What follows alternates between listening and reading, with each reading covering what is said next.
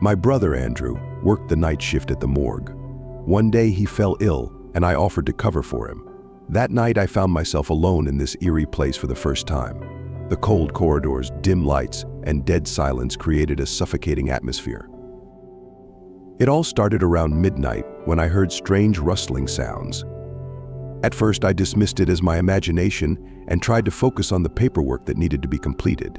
But the sounds didn't stop, they grew louder and more distinct. I decided to investigate the source of the noise. Taking a flashlight, I slowly moved down the corridor. The sounds led me to the door of the morgue where the bodies were stored. My heart pounded in my chest, but I mustered the courage to open the door. The beam of my flashlight illuminated rows of metal drawers. I walked slowly along them, trying to identify the source of the noise.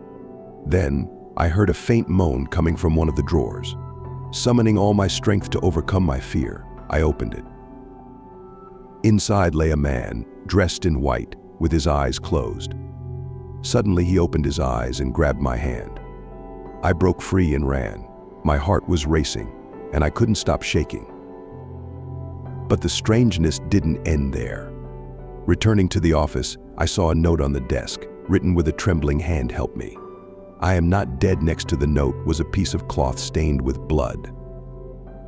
In a panic, I ran back to the morgue, but this time there was no one there.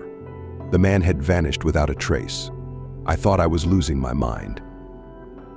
The next morning, when Andrew came for his shift, I told him what had happened.